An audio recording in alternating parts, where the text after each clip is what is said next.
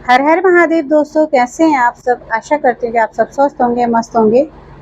स्वागत है दोस्तों आपका मेरे यूट्यूब चैनल में। मैं रेखा दसमाना पिंजोला आप सभी को सादर प्रणाम, सादर नमस्कार करते हुए एक शिक्षाप्रद कथा आपके सम्मुख में रखती हूँ। दोस्तों, कथा का शीर्षक है कर्मफल।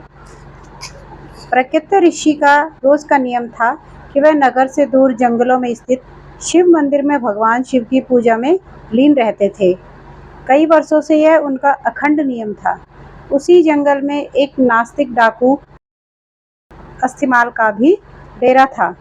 अस्थिमाल का भय आसपास के क्षेत्र में व्याप्त था। अस्थिमाल बड़ा नास्तिक था। वह मंदिरों में भी चोरी डाका से नहीं चूकता था। एक दिन अस्थिमाल की नज़र प्रकृत ऋषि पर पड़ी। उसने सोचा, यह ऋषि जंगल में छुपे मंदिर में पूजा करता है। हो न हो इसने मंदिर में काफी माल छुपा कर रखा होगा। आज इसे ही लूटते हैं।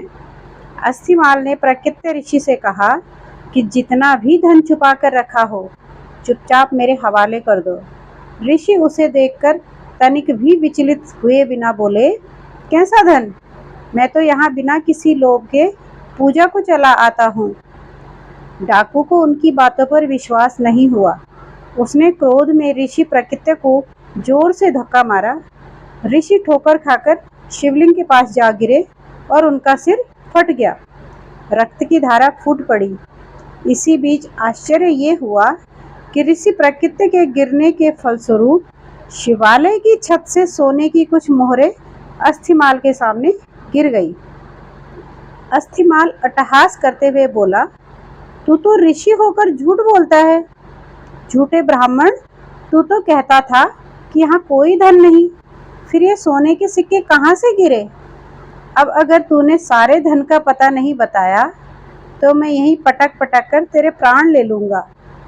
प्रकृत ऋषि करुणा में भरकर दुखी मन से बोले, हे शिवजी, मैंने पूरा जीवन आपकी सेवा पूजा में समर्पित कर दिया, फिर ये कैसी विपत्ति आन पड़ी?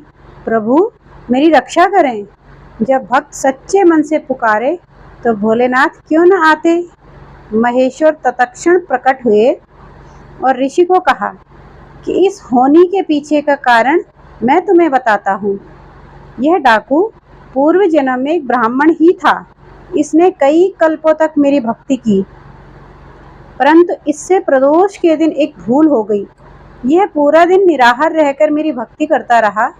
दोपहर में जब इसे प्यास लगी तो यह जल पीने के लिए पास के ही सरोवर तक पहुंचा। संयोग से एक गाय का बछड़ा भी दिन भर का प्यासा वहीं पानी पीने आया। तब इसने उस बछड़े को कोहनी मारकर भगा दिया और स्वयं जल पीने लगा। इसी कारण इस जन्म में यह डाकू हुआ।